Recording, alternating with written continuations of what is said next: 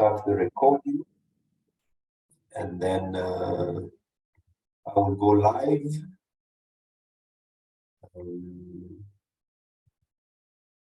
So you should be able to see some notification that this event is live and is being recorded. Charlotte, my friend, good afternoon to you. Welcome. Good afternoon. My apologies for being late. Great. Joining in from, for the benefit of the audience? I'm in Cape Town, South Africa. Great. So as I've said, we are going to get started. Thank you all for joining us. Ladies and gentlemen, good morning for Lowell and some other colleagues joining from out of the continent. Good afternoon for a majority of us here in Africa, and good evening from others wherever they are joining in. As I've said, let me warmly welcome you to our first event of the year, and therefore on behalf of the AfSAE team, I want to wish you all a happy and prosperous 2023. You know, here in Africa we say Happy New Year until you meet in the course of the year. So before I introduce our speakers for the day, allow me to just give you a brief about our newly launched monthly webinar learning series that we start today. So sometimes last year, AfSAE began discussions with Vista, which is a US-based company that partners with organizations on strategic visioning and planning, creating stronger stakeholder connections, and reimagining value and engagement, you know, to launch this series for the benefit of association executives here in Africa and also our other supporters across the globe. We are grateful to our immediate past president, Jeffers Miruka, and the Vista CEO and founder Lowell Applebaum for envisioning this initiative that was formally approved by the board of AfSAE in November last year. So the AfSAE monthly webinar learning series is essentially our professional development program that targets association executives in Africa and beyond. The series tackles the day-to-day operational and strategic issues that affect associations, such as, you know, membership marketing and engagement, non-dues revenue generation, association leadership and management, succession planning, volunteer management, sustainable event management, and just among many other things that we have to deal with on a day-to-day basis in our organization. So for us, this series will feature a pair of local, and this means that African-based and international speakers, you know, discussing a specific subject matter, and we hope that this will be able to deliver to our audience a blend of both local and international experiences. The webinar series will take place every last Thursday of the month, and I will highly encourage you to diarize this so that you don't miss any of the forthcoming sessions. We encourage you to continuously give us your feedback to ensure that we enrich this series and make them worth your time. So for this inaugural series today, we have titled our session Association Strategy, Planning, and Year-Round Effort. And as most of us start the year, our speakers will just be sharing how can we create and make our annual plans relevant to organizations. So if you are like me, you know, you have your strategic plan, then you do your annual plan, very, very energetic at the beginning of the quarter, and then somehow we get lost somewhere. So we hope that our speakers will be able to just share with us some of the strategies and tools we can use to ensure that our organizational strategic plans become part of our everyday operations in the organization. So, ladies and gentlemen, allow me to now welcome Lowell Applebaum, CEO and founder of Vista, to speak to us, and thereafter I will ask our president, Mungai Nfi, to be able to provide a local context and response to the presentation that Lowell will have provided. So you will have a chance to engage with the speakers once they are done with the sessions through a Q&A sessions at the tail end. But should you require to intervene at any point, simply post your question on the chat and I will bring it to the attention of the speaker. So kindly note that, as I've said, this session is being live streamed on our social media and also being recorded. So ladies and gentlemen, without wasting much time, over to you, Lowell, be able to share with us your thoughts on strategy and how we can keep up for the rest of the year.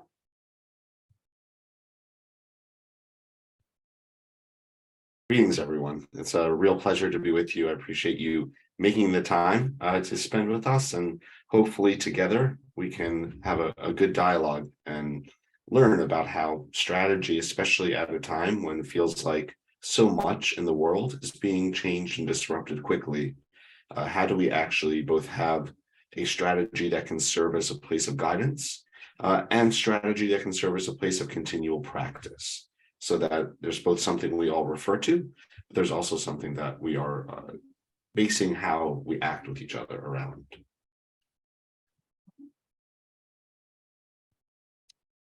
So when we talk about strategy right now, I'd say that from the many organizations that we work with, there's a real sort of differentiation emerging. There's a difference emerging, right?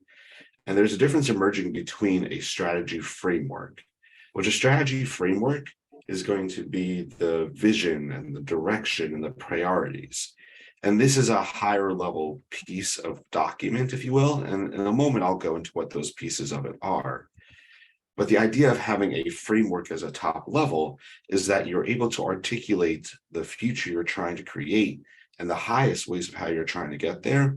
And that even if the circumstances of economy or government or other societal factors are disrupted, the framework can serve still as a directional piece, right? It can serve and hopefully stand the test of time.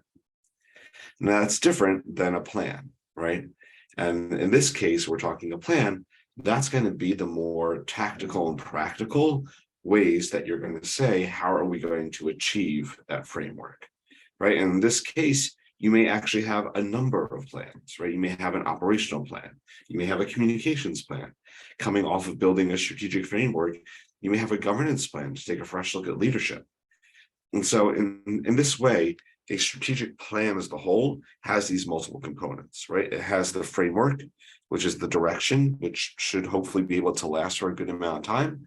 And then it should have a number of smaller iterative plans that will say how you're going to get there. And I thought, just as a place of introduction, if you think about how do we introduce the power and meaning of having a mission and the strategy with it, is that a good exercise you can do with your own boards of directors is to have them articulate what are their mission pieces in life that helps guide their own lives. So just as an example, for me personally, as I think about my strategic plan for my professional pursuit, right? What I have as a guiding mission is that I want to bring organizations master level facilitation so they can in turn craft stronger visions and paths to achieving those visions, impacting their members, communities, society, and the world. When I make resource investment decisions about my professional pursuits, this is the guiding mission, the guiding vision, right, that guides how I make those decisions for me personally. Or if I looked at where I volunteer, right, where I am involved in a community like this great association, for me, the role I like to play that guides where I spend my time is I want to be of service to friends, colleagues, those in need, so I can serve as a hub of connection, catalyzing new relationships for mutual benefit. When I decide where to connect, right, where to put my time, this is where I like to put my time. And then there's one last one. These are my little ones at home, and where I spend my time personally, right? What is my guiding piece of strategy, if you will, for how I spend my personal time? They call me Abba as a name for a father. And so my guiding principles here are to be Abba before anything else in life. So I don't just speak to my children, but with them, right? I want to give them room to learn and fail, but be safe. And every day, make sure they know how loved they are. These are the principles that every single day of my life, that how I guide my interactions and my dedication. So that's just as a place to start as we are now going to go into more sort of the technical details of how strategy guides organizations. If you're going to bring up a conversation around the priority of vision and strategy to your fellow leaders, this is one place you can start from, right? Is to have them articulate personal places of how they would articulate their own vision and mission that guides their lives. So why do we need strategy as a whole, whether we're talking about a framework, a plan, or frankly, all the pieces that come after? Well, having the strategy gives us a place of shared vision and mission so that we all agree upon that future we're trying to get to. In addition, we can then have within that framework and the plan what we mean by success. Because if we're going to actually try to demonstrate and to track achievement, we have to all be on the same page with what that achievement is. To hopefully get to those places of achievement, right, then we need to invest resources. Well, the highest priority for most boards and leadership groups is to carefully expend resources, money, volunteer time, staff time, if you have it, in the right way. A strategy is what helps you make those collective decisions better. And then, of course, the leadership of an organization is there representing a membership. And so a good strategy, if framed in the right way, is going to be the tool by which you're able to communicate that strategy, right, that intention to a greater audience.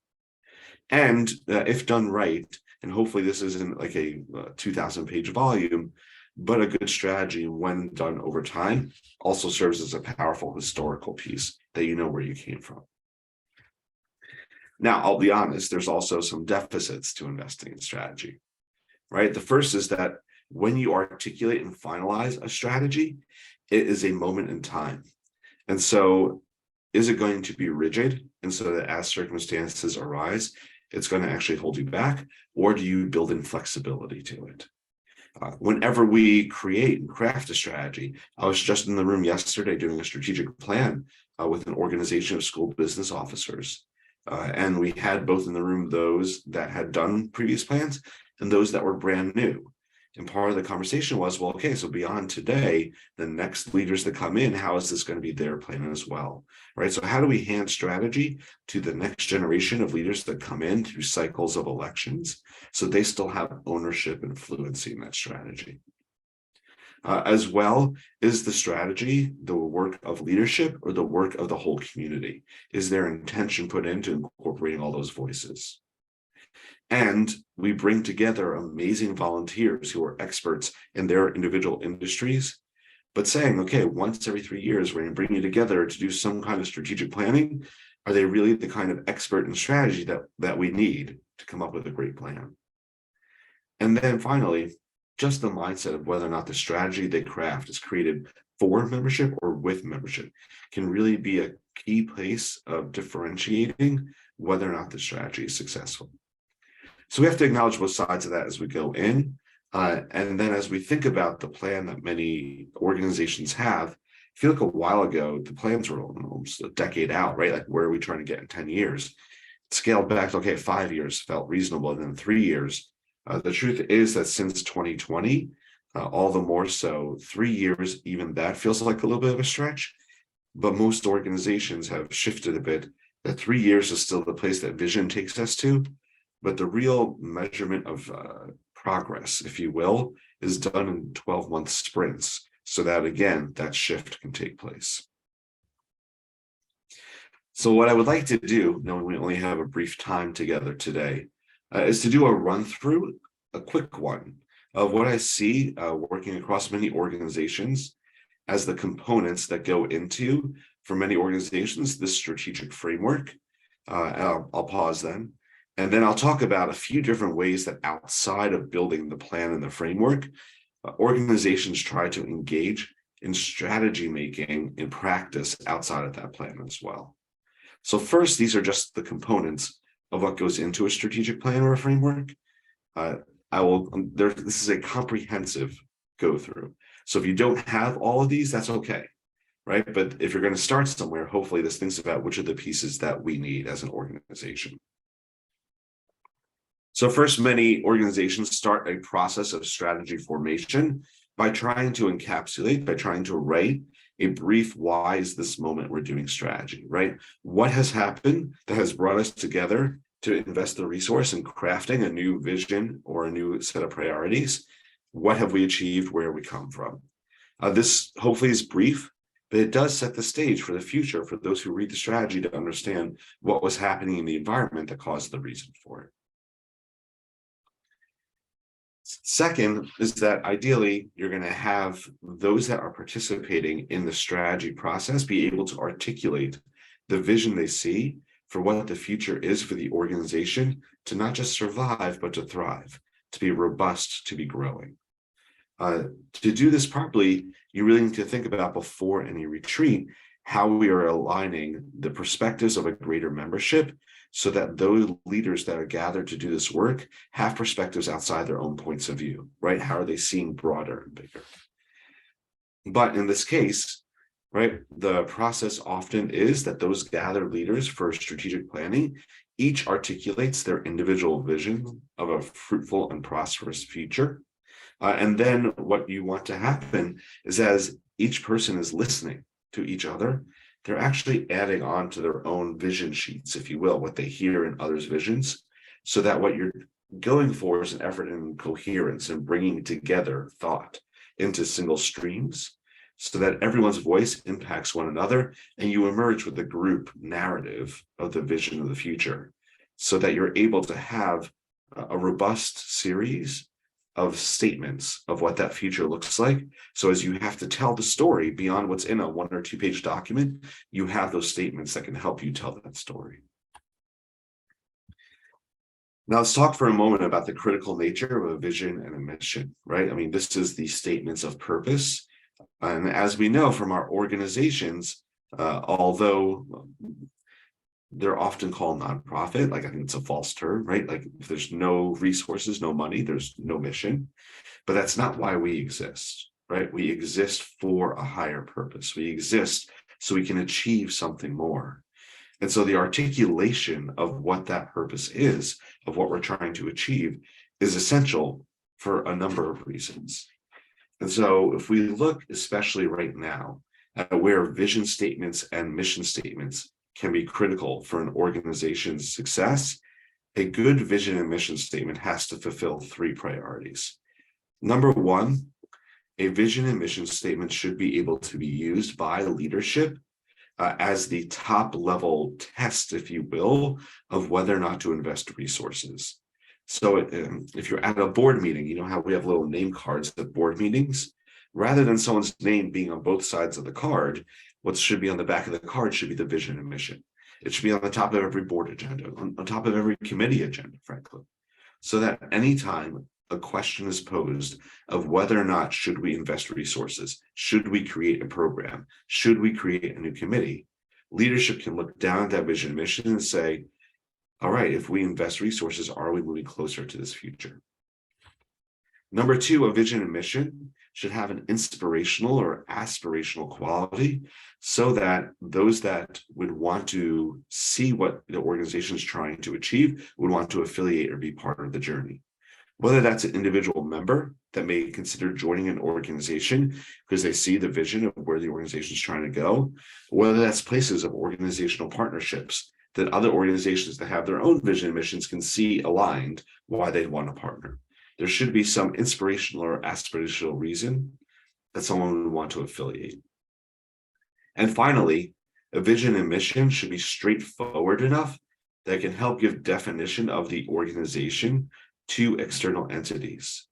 So that if you, as an organization, go and do any sort of advocacy to lawmakers, to regulators, if you're going to do any sort of representation to the greater public, either in your country or in your community, or if you're even going to outreach to students, so you try to get the pipeline of a workforce more broad, a vision and mission is the opening calling card or the business card for your organization.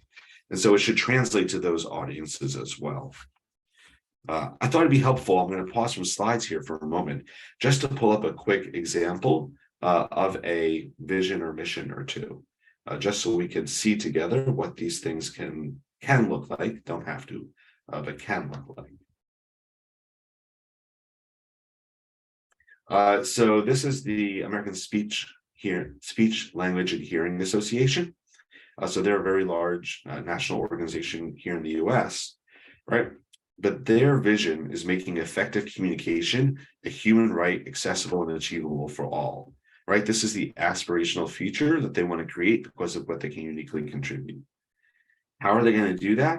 By empowering and supporting audiologists, speech language pathologists, and speech language and hearing scientists through advancing science, setting standards, fostering excellence in professional practice, advocating for members and those that they serve. They believe that they do these key core strengths of theirs for the audiences they list here, they'll create this future. So let's put this, right? Let's put this to the three-pronged test, if you will, of what a vision and mission is supposed to do. So number one, if you're on their board of directors and you have a new program that's proposed, right? Can you look at this and say, okay, this program, does it fit into one of these areas? Does it support one of these audiences? Because if it does, then it hopefully is aligned with creating this future. By the way, if the program proposed doesn't align with this, the board can decide to do it anyway. But if most of the resource investment decisions being made are outside of scope of these areas for these audiences, then either they're deciding the wrong resource investment decisions or they have the wrong vision and mission. So as a litmus test, right, as a test for whether or not to invest resources, it can be used for that. Number two, if you're an audiologist or a speech language pathologist, someone who helps people better understand language, right? Why do you do that? What is the purpose you get into that career? And it's to make effective communication a human right, accessible and achievable for all. Whether someone's a researcher, whether someone that's working actually with patients, what they're trying to impact from those small efforts is this larger impact on the world. So as a reason to affiliate, right, people who belong to this organization can see this future and feel inspired to be part of contributing to it. And the same with other medical organizations that may have their own vision or missions, but see this future and say, we want to be part of that journey as well. And finally, when you read through this, what you'll notice is that there's no acronyms, right? There's no technical language. I promise they have no shortage of it, right? There's lots of technical language that goes into this industry, this profession, but it's not at this level because it can be accessed so that even someone who's not an audiologist or speech language pathologist can read this and understand what they're trying to achieve. In that way, hopefully, it bridges the gap of understanding. Hopefully, that was a good example. Just going to go back to slides. All right. So once we get past vision and mission, that we've set that, right? We should do a quick pause and we'll talk about this in a little bit, about thinking about the audiences we serve, so that hopefully they are right aligned. As well as we're going to want to give some thought to what our values are. And we'll talk about this as well. Values are a little distinct in that they are the culture we try to create, but they're often correlated because you need the right culture to actually advance strategy. So with vision, mission, and focus on who we serve, we then want to come up with our priority areas, our goal areas, what often are called core pillars, right? And these ideally are not programmatic areas, right? These are instead places where the programmatic areas will advance the mission. And I'll show you an example of this in a moment. But there's a difference between just listing your operational strengths as your core pillars, as your priority areas, and listing what they're trying to achieve. And what they're trying to achieve can be a lot more powerful.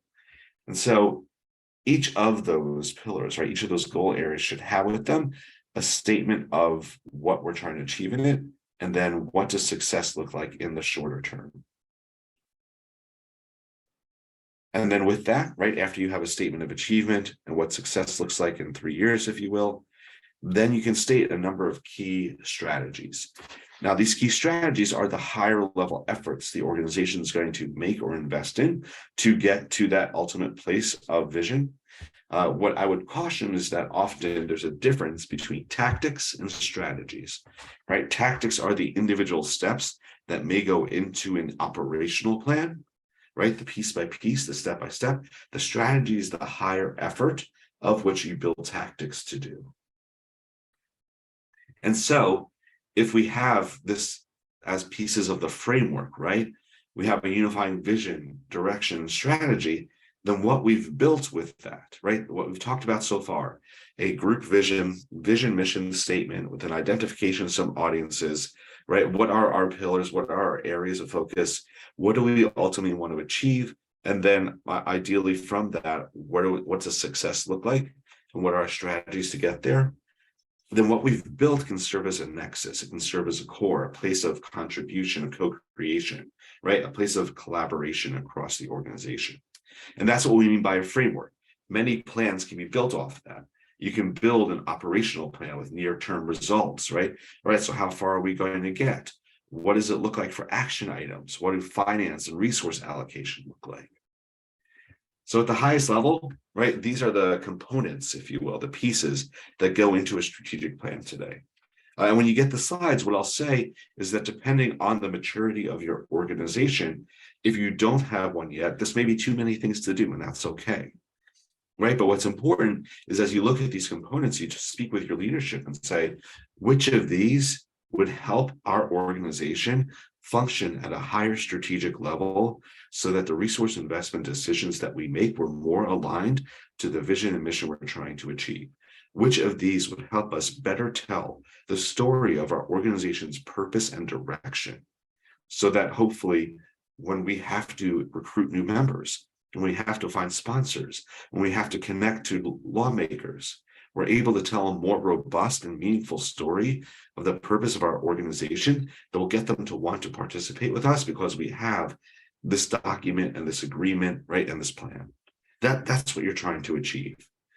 So hopefully as you think about that, some of those components make sense. And I want to show you just one more example. If we go out.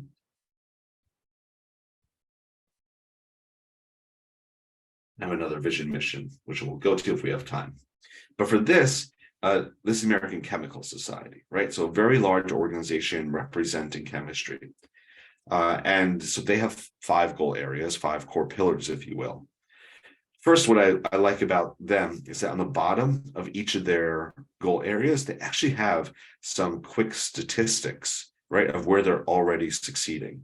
So hopefully when you craft a strategy, the places you're saying that you're going to focus for advancement are places that you're building on current strengths. And so this gives transparency to where there's already been progress. And so it gives a good story, right, that we're building on the strength we have to future strength. And these links give some places where any member can contribute to the strategy. So just that is frame and format I like. But let's look at a moment of 1 or 2 of their goals, right? So this is one of their goals, is to communicate chemistry's value, to communicate the value of chemistry. And there's the link if you want to see this yourself. And so what are they ultimately trying to achieve, right? That statement of long-term achievement is to communicate to the public and to policymakers the vital role of chemical professionals and chemistry in addressing the world's challenges, right? This is ultimately what they're trying to work and achieve. And they're going to have back from that, okay, how far will we get in that in 3 years, right? And then what are the most important things that we can do to hopefully move towards there, the places we invest resources. And you can see some of those places of focus, those success statements here. But here's what's important about this goal, is that this is their advocacy goal, right? This is about them advocating, but they don't exist for advocacy, right? They exist to actually communicate the value of chemistry, and advocacy is one way they do that. So are their PR efforts. So is some of their learning. So by framing their goal around what they're trying to achieve, and not just their operational strength, not saying our goal is advocacy, they can tell a better narrative of how those operational strengths actually allow them to advance mission. So I put the link for that in the chat. If you want to look at some of their other goals, I think you'll see a similar framework, if you will, of how they have framed their goals to be able to advance their mission. All right, so with the time we have left, I want to do a quick touch of what are some places that strategy can guide an organization outside of a formal plan as well. And so one thing you want to think about is that keeping strategy up to date, the critical piece of that is whether or not your leadership is actually hearing what is happening so that they know whether or not the strategy they've put in place aligns to the foresight of the trends coming down the pipe. And so just some places that if listening is going to be a board competency that I see some organizations invest. One is that if you're on an annual membership cycle, right, do you do a quick 6 month? Now we all get over surveyed in today's day and age. If I'm going to put gas in my car, I get a survey of how is my gas pumping experience. So this has to be, if you're going to survey your membership, right, it has to be very intentional. And so at the 6 month mark in a membership year, a quick 3-question survey. Where are we really doing well? Where so far in your experience this year have we come up short? Is there one thing we could do better in the next 6 months?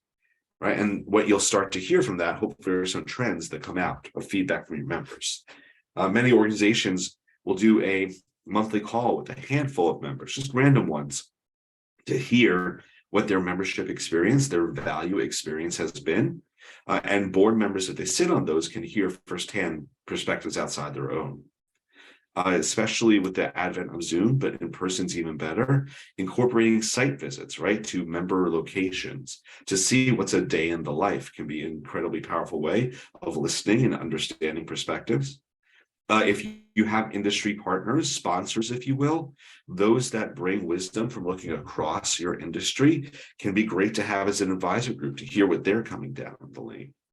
And if there's particular audiences that you're prioritizing that you want to focus on, them also serving as an advisory group can also further inform the organization's leadership. And then if you were to ask your board of directors, who's the top competition we have, right? If we think about our members and who else they belong to, well, you're probably not the only organization in the space necessarily. So just being aware of what the competition's offering and their approach can help you better articulate your own unique place of value. And of course, the idea of surveying after an event or doing focus groups. And here, what I would say is if I asked you what you had for breakfast 2 weeks ago, could you remember? And if the answer is no, then sending out a survey for an event 2 weeks after, what you're going to be surveying is, right, a vague memory and not the experience. So just thinking about using that well. But hopefully that means that like listening as a board competency allows someone to pull out and curate all the themes from that. And that can then be informative to a leadership group. Those themes, right, can then be a place that to your governance, right, to your leadership, those themes could be things that go on your board agenda and say, all right, this is what we're hearing from our membership, from our partners, from the landscape. How does that impact our strategy? And so if you're going to go back, right, then one of the things to say is like, as we think about leadership, where do we incorporate regular means of listening to what's happening to better inform our strategic decisions? The discussion to have with your leadership is to where to invest in that, right, where to create those. Now let's talk for a moment around the concept of audience. And so core audiences are a critical piece in continually seeking greater knowledge to align your strategy to the needs of those you represent. And so for this, right, the process would be that first you would sit with your leadership and say, if we were going to list every single audience in our organization's universe, what would they be? By demographic, by segment, right? And you have it and come up with a comprehensive list. That's a great tool to use, by the way, both as a piece of orientation to future board members and also as a permanent addenda to your board agendas, so that anytime you're making a decision, you can look at it and say, which of these audiences are we serving? Once you have that universal list, you can then say, okay, if we can serve anyone but not everyone, right? Like, who do we need to understand better in the next 6 months to get where we need to be in 3 years? And actually have leadership identify 2 or 3 core audiences to focus on. And if you have those specific audiences, you can then do a series of interviews or focus groups, even a survey of them, to better understand those specific audiences' needs, and then align what you offer, those solutions to those needs. This continual effort, right, you can do in little 8-week sprints, an audience, a few interviews, a focus group, come back with what we know, refine what we do, who's the next audience, can continue to put into place a perspective of knowledge seeking from individual and member perspective in a way that can impact the work the organization does. So next, probably one of the most important pieces of strategy is going to be not how many things you can do, but a really well-aligned strategy. The most important thing it can be is a place that it helps you say the things you're not going to do, right? Because there's always going to be more options of things to do. The problem is rarely trying to brainstorm ideas of things we could possibly do, but it's to have the resources to do the most important things. And so part of a system of continual strategy is to have processes in place for strategic abandonment, right? For being able to sunset things.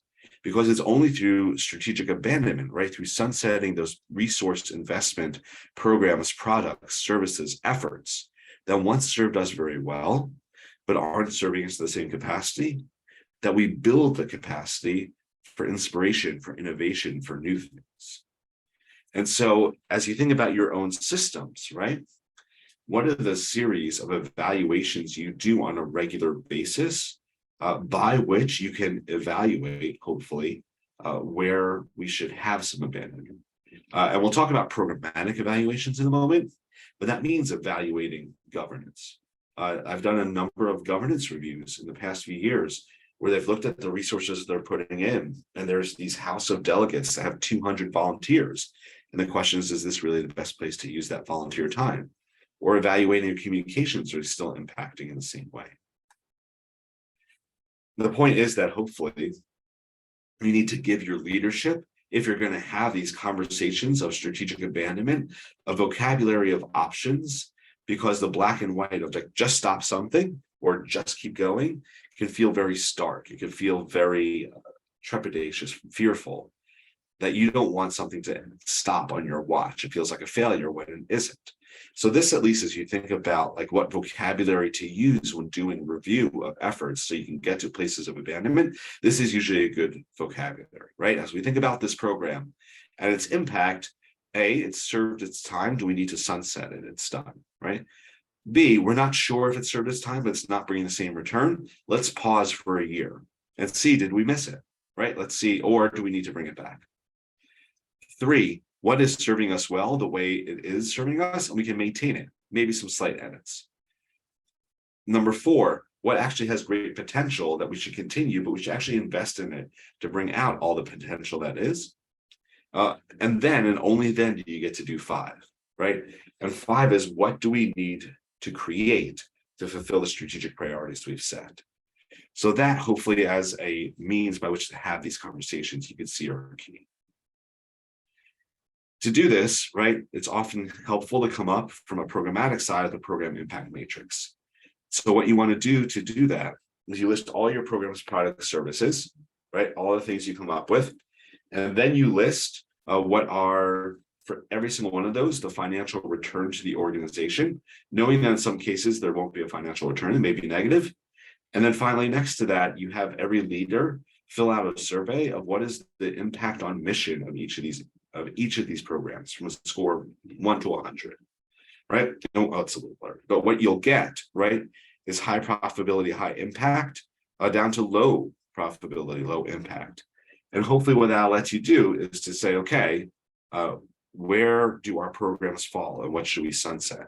And I'll share afterwards, this is from an incredibly interesting journal article that's around the program impact matrix, so that if you're interested in reading about it, you can see how to do one on your own as well.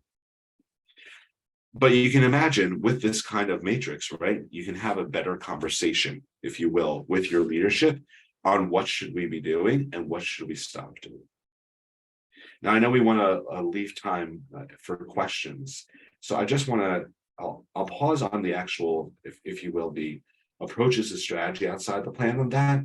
And let me just say a few closing thoughts about where we are and where hopefully strategy can take us.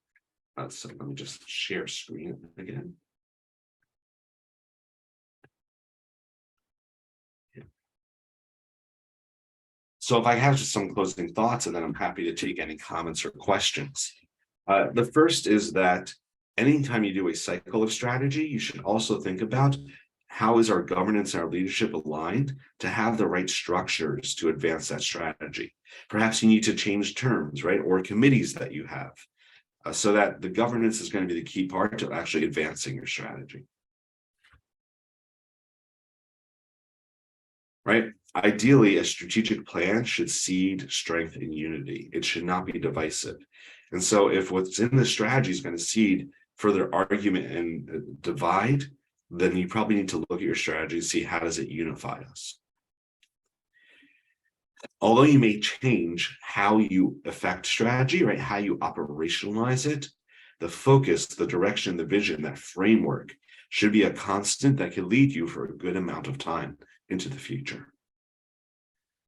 And as you think about those that you want to not just create your strategy, but to then advance the strategy to tell the story, you both should keep your ears open for those who naturally can tell a good strategic story, right? That have the natural tendencies towards a strategic point of view and have them part of this process. And also think about, for our board as a whole, for our leadership as a whole, what kind of education are we doing that helps them be better storytellers, to be more fluent in our strategy, so that when they are at the table, right, they're bringing that language of strategy forward. Recognize that this moment in time, as we head from the early to mid 2020s, that there's malleability, there's still the chance to shape and form. And so rigidity, right, like being stuck in the way you've always done things, no longer. We've experienced extreme disruption. We're not stuck in that past. You have the potential for the future. And so this is the moment, right, to take a fresh look and to say, what are the strategic practices that we can put in place that will be flexible enough to continue to evolve and change, and ultimately, hopefully, guide us to that future. And then the last comment I'll make is that strategy is not the work of perfection, right? It's the work of taking what we can discover and know and putting our best efforts forward to utilize that, to articulate that. And so just give yourself some space and grace, if you will, to your organization. Doesn't have to be perfect. It just has to try to do the right work. I was given about a half hour. I think I may have gone 3 or 4 minutes over, but hopefully that was substantial enough content about the potential and direction of strategy, both within a framework and a plan, and with some practices you can do outside of that as well to be more strategic as a leadership in an organization. That's somewhere in there, there's a good place to start, or a good question to ask, so that your leadership can go back and, as the responsible parties of your organization, say, okay, where do we start, right? Where do we build a more strategic organization that's going to be able to articulate its purpose in a meaningful way, and align the precious resources that we're given to invest to get to that place of purpose. I think we have about 10 minutes left, so I'm going to pause there. And Nicanor, I'm not sure if you're going to moderate or who's going to, but I'm happy if there's any questions to certainly answer any questions at this point, or to give any other thoughts. Thank you very much, Lowell. Quite an insightful, presentation. And I think the things you're talking about is what many of us struggle with. We've got strategies, but sometimes midway we abandon those strategies because other things are attracting us, or they become attractive. So I got a bit confused because you mentioned that there's need for malleability. Would that be what we are exercising? But I wanted to ask Nfi, probably before we come to the Q&A. Nfi, you've been listening, and I just wanted to hear, do some of these things make sense for local associations here? And is there a way out that we can be able to work around our strategies? Because truth be said, many of us have strategies, but very few of us then keep to that strategic focus that we've set for ourselves. So I'll just maybe give you 5 minutes, if less, even better, for you to just be able to respond to what Lowell has said. Thank you, Nicanor. And I seize this opportunity to thank Lowell once again, very insightful. While listening to Lowell, I just started reminiscing what we as the African Society of Association Executives did way back in the year 2000 when we took the bold step to work on our 3-year strategic plan. And Nicanor, you were there, Jeffers was there, and a few other members were there. And I don't know if I'm the only one, but I think you all saw how we implemented the exact same process, the exact same uh, procedure and workflow of how we went from where we were to where we are and to where we would like to be. And so basically, those are the 3 questions, if I can speak in summary form, those are the 3 questions every strategy or strategic plan an organization undertakes to perform basically answers. Where we are now, where we would like to be, and most importantly, how do we get there? And I know maybe after my kind of a practical intervention, some questions may our audience have, may then find or have all their relevance. And so every association or every organization needs a strategy. In other words, every organization needs to know where they are headed. And the strategic framework, like Lowell alluded to, basically puts the organization in the position to be able to have or answer 4 things. What is our vision? What is our mission? What are our values? And what are the strategic pillars that guide our mission, vision, and values, as well as our operations or processes? And I know Lowell started his intervention by talking about a strategic framework. And if we do a throwback to 2020, when we met as a board in South Africa, I was leading the strategic planning process, and that is where we kicked off. That is where we started. We started by actually soliciting feedback from our current board or from the board of directors at the time, as well as our membership base at the time. And to add some meat to Lowell's point about feedback, providing an opportunity for associations or for members to express themselves, knowing that we had challenges of reaching out physically to every member, we did the online system where we just simply had 2 surveys. One survey for the board members that was orientated in a particular direction to seek feedback on what they thought about the organization and how we could be better, and another survey for members who were benefiting from programs of the organization and what they felt about the quality of the programs they were having, and if these programs were adding value to them as associations. And then when we got all the responses, we did an analysis, and it's based on that analysis that we were able now to cut to the chase and basically answer 3 questions. What should we continue doing? What should we start doing? And what should we improve? Basically, I know Lowell mentioned it. He mentioned it in a 5-question format, but we really basically just asked ourselves 3 questions. What do we continue? What do we stop? And what do we create? And from that, we then came up with our strategic pillars, which again is basically the next step. And I'm just narrating our story so that all the other associations here present can see how we followed the steps. And this was way back in 2020, just when we were getting into the COVID pandemic.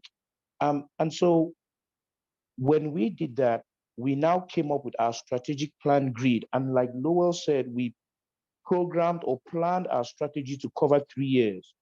And basically, what we are going to do at the end of 2023 is to go back and look at what we've done, and again, answer the 3 questions: what do we continue, what do we stop, and what do we create, based off the results, the expected outcome, which we identified way back when we were planning our strategy.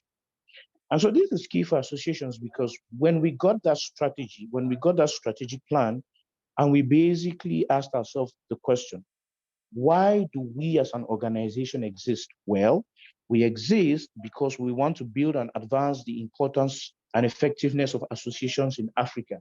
that became our mission statement, a precise, concise, clear mission statement, which gives us direction. Now, once we help African associations with their importance and effectiveness, what is the expected outcome? What is our long-term goal? What is our big, hairy, audacious goal? What we call in strategic planning parlance, our BHAG.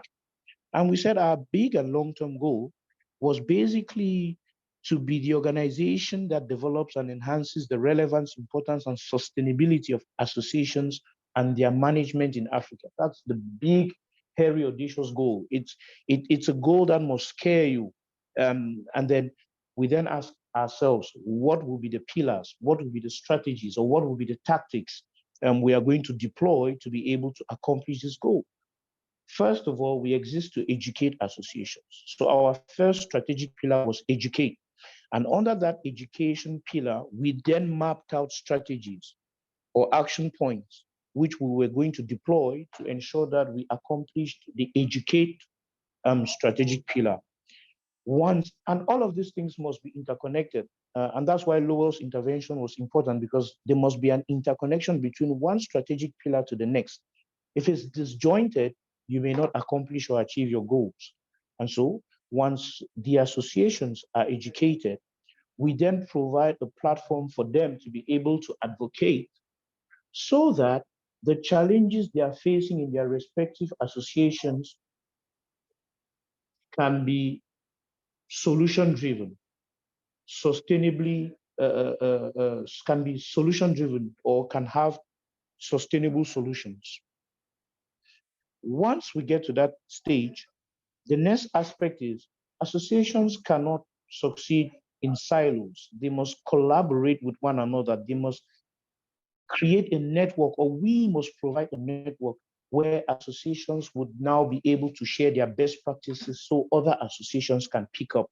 And one of the activities or actions in the network is when we come together as associations during our association summit, we share our best practices, we share our challenges, and in sharing these, other associations can pick some of the best practices and try to implement in theirs, as well as they can, put to the side what they have as challenges or what they have as operations which are not working for them, and then build on that to be able to make their associations or organizations better.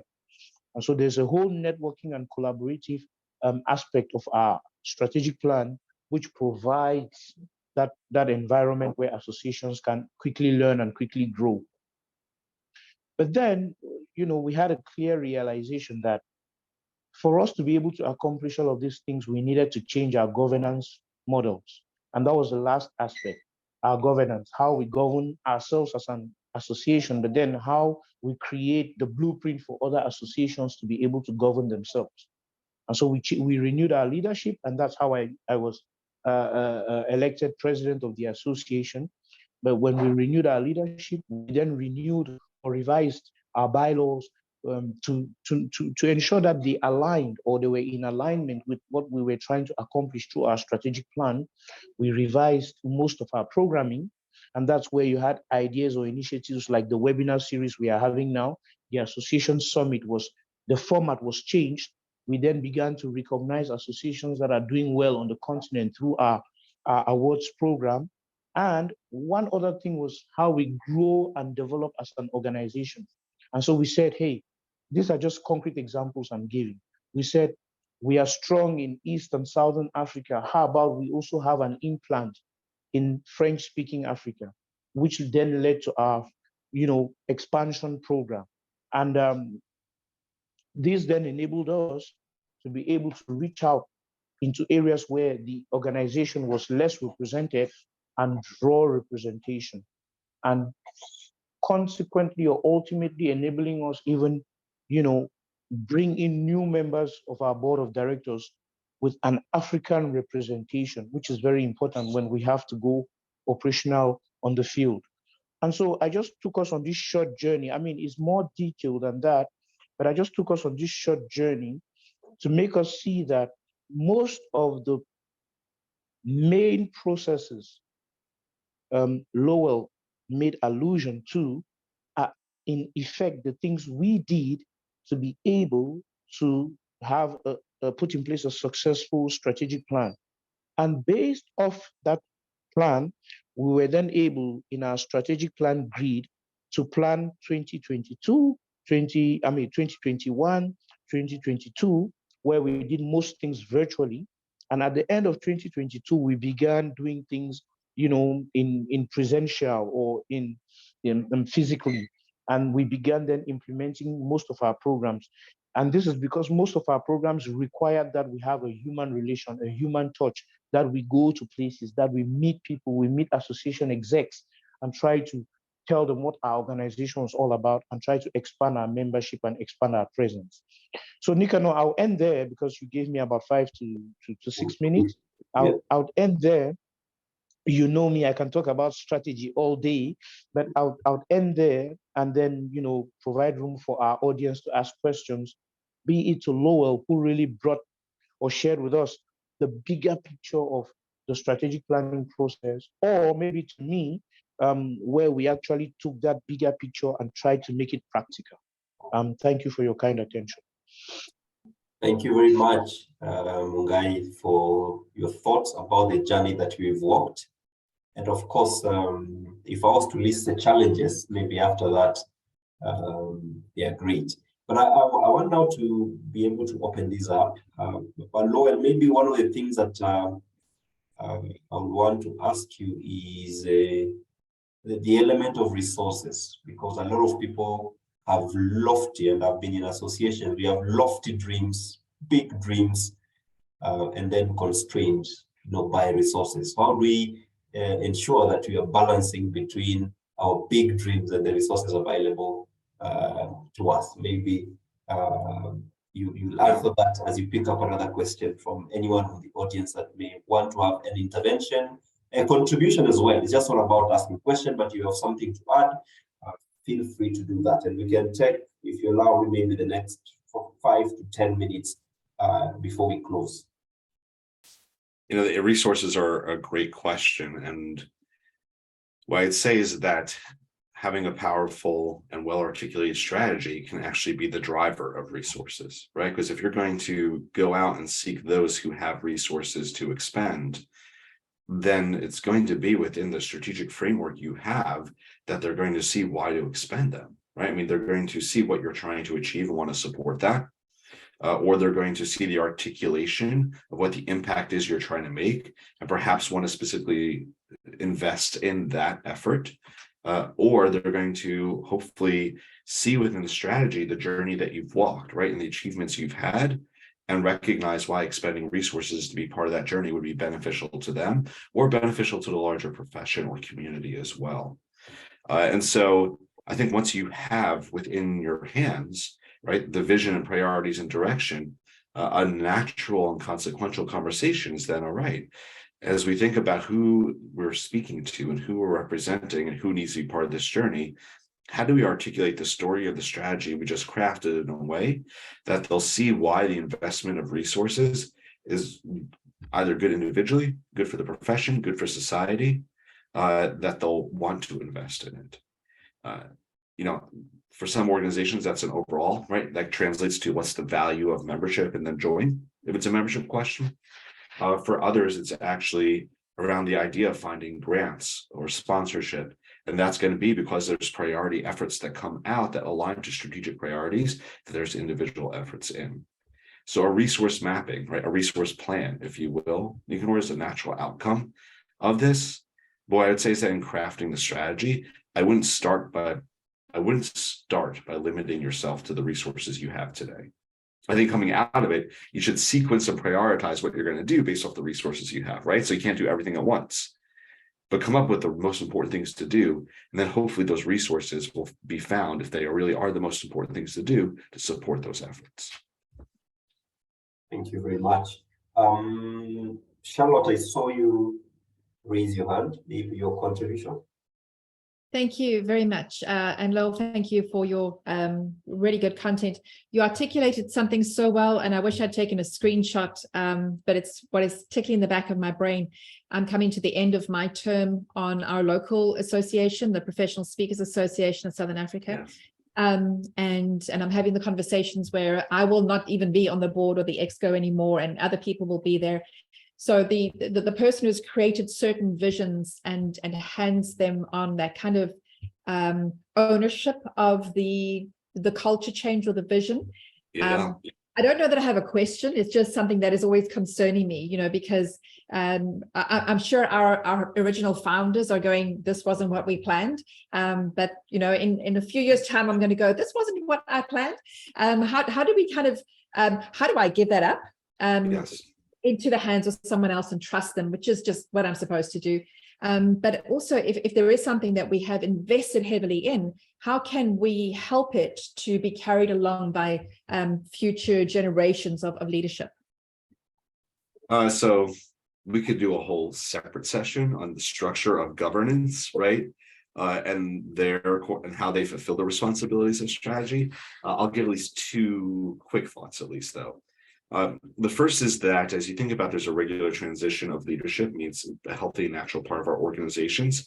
I would articulate that there's a distinction between board orientation, board refresh, and board onboarding, right? And so orientation is for the new board members coming on, the individual experience you're trying to have them have, so they acquire the knowledge and experience to be a good board member, right? And so Charlotte, for your question there, my question would be in the orientation, how are we orienting the new individuals so they feel that they're at a place of not just having a document, but fluent in it, right? That's as opposed to refresh, which is returning board members. How do we enforce and educate each year the responsibilities they have and how to fulfill them so that they have continued strength to carry the banner, right? And so for those who are, after you're gone, remaining behind, how are we reinforcing their role as storyteller? And then the third piece is onboarding, which is every time you have a new board member, you have a new board. And so onboarding is not those individual experiences, that is actually constructing. And if you're going to ever gather a board for an orientation, you should invest in the onboarding, because that's running through, if you will, simulations of things boards need to do so they can learn how to work with one another. And that, right, is okay. As we look at our strategy, let's simulate, we're not going to do a full 2-day strategic planning, but let's do an 1.5-hour simulation of how we articulate strategy. Let's do a simulation of a crisis situation and how our strategy guides us, right? Let's do a 60-minute simulation of 8 programs we do and how we go through a process of evaluation and articulation of the impact of our strategic direction.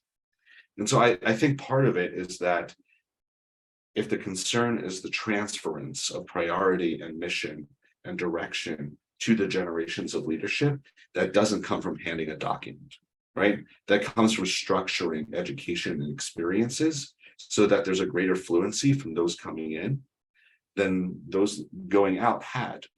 And hopefully that there's a trust that they'll continue to turn to you as a resource and a mentor as well within that system. As I said, a whole session, but at least one way to think about it. Great. I'm going to allow maybe for 1 or 2 last questions before we. I can probably take one more. Yes. Yeah. Anyone from the audience that has an intervention or a question they want to put to Lowell and Mungai? I think I see Jeffers. Jeffers. Oh, great. Yes. Yeah. Jeffers. Yes. Go ahead. Thank you. Thank you so much. Thank you, Lowell, for really taking your time to take us through this. I just have I don't know whether it's a question or probably some advice on how this can work. I've had an opportunity to interact over my many years in association management. I've had opportunities to interact with our association executives, and some of them have come to me asking what are some of the recommended strategies that they need to incorporate when they're developing their strategic plans.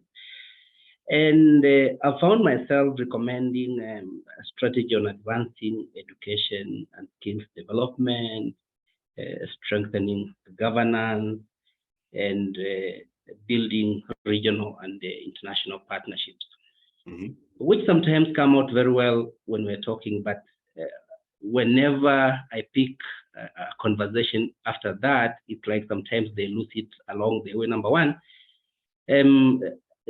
most associations don't really allocate resources to be able to help our associations meet some of these strategic objectives. I'm just wondering, what could be your recommendation, or what could be your advice on how this can be integrated and how this can be followed up, and how we can really stay on the course to make sure that some of the strategic plans that we come up as associations in Africa, considering our unique challenges and opportunities, are able to carry us to the next level? So Jeffers, in short, I would say that you probably, I'm going to guess that there's 4 different pieces that you need, right? You need narratives of intent, right? What is the reason that we're doing these things? What are we trying to do, right? You need narratives of effort. All right, we've said what our reason and what we're trying to do are. What are the effort we're actually putting towards this so we can demonstrate we're investing, right? Narratives of progress. Right? Okay, we've put effort in and we're starting to move the needle, right? And narratives of achievement.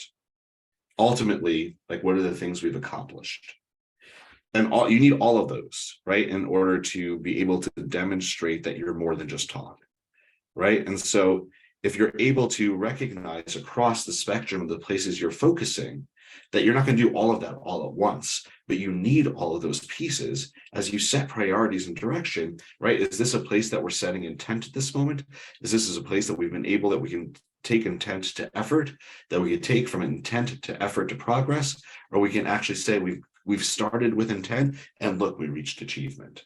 And the more of those powerful stories you have, whichever stage you're at, it demonstrates that you're wisely using resources, and those that you want to come along, right, can see where you are at the journey and various priorities and hopefully be part of that journey. So I try to construct the narratives that align to those priorities you're talking about, to recognize those stages and to be aligned to those stages. And at the end, if you do all 4 of those things, as you think about it at the end, having to be like, all right, so what did we do? Saying, here's what we intended, here's the work we did, here's the progress we made along the way, here's what we achieved. That's a really nice summation at the end to be able to demonstrate a state of the union, right? A state of the organization of like, what do we try to do? And here's where we came out. Thank you. That's excellent. Thank you. Great. I see Cecil has her hand up. Yeah. So we'll take that and then we'll come back to you to wind up. Go ahead, Cecil. Yeah, so thank you for this really well-planned session, and thank you to Nfi for sharing your experience on how you actually went about it. My question is, a lot of organizations in Africa will have built experience and expertise on the way without necessarily having these strategic documents and strategic plans and frameworks and so on.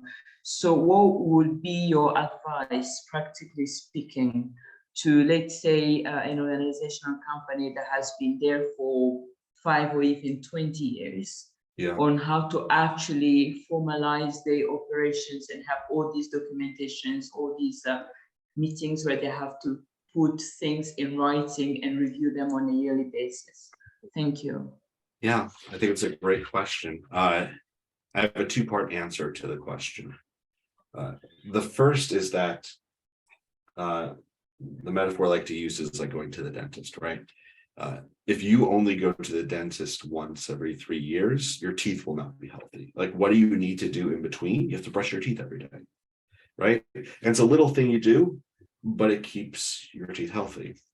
And so I think part of it is that for the process of strategy to be healthy is that it does need to be continual.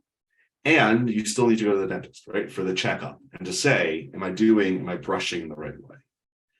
And so my encouragement is that organizations decide what their cycle is of how they practice strategy monthly, weekly, but also what is our pattern of how often we are going to convene, right? And take a step back and a broader look. And establishing that pattern hopefully makes it less haphazard. And are we here, or are we there, or where are we in between? So that would be one answer I have, is to actually establish the pattern of it. And the second piece I would say is that, in my presentation, I went through, I think, like a dozen different bullet points of what can go into strategy. Don't do it all at once, right? Like, what are the actual pieces of strategic priority and direction that you need that are going to guide the organization that's reasonable within your capacity, right? And so push to the place that you feel like you have what you need. But what I'll say is that investing in doing depths and layers of strategy that you're never going to use because you don't have the capacity to use, it's more important to have that which you'll be able to enact and to use as guidance than to have things that sit on the shelf. So level set expectations, right, of what strategic pieces you need to really be able to affect the strategy and the priorities that you set. So I think those would be the two answers to that question. Yeah, thank you so much. Yeah. So thank you very much. I still see some hands up, but I'm afraid our speakers have to drop off, and we had promised that we will keep this strictly 1 hour so that we don't lose people. So allow me, Prof, I think I see your hand up, but just allow me, because our speakers have to drop off, to thank you all very much for finding time to join us in this session. I think it's been quite educative and informative, and we will continue to do this. And if you have any other follow-up questions, I think we'll be able to provide you with the contact of Lowell, and you can follow up. I believe, Lowell, you'll be glad to be able to respond to any other questions that may arise beyond this session. So to all of you, thank you very much. Next month, we are looking at volunteer management, another big issue that we struggle with here in Africa, but also just in associations, and we'll be able to tackle that particular issue. So if you've got any question, prepare that, and see you next month for another monthly webinar learning series. Thank you all, and have a great time. Bye-bye. Have a great day. Thank you. Yep.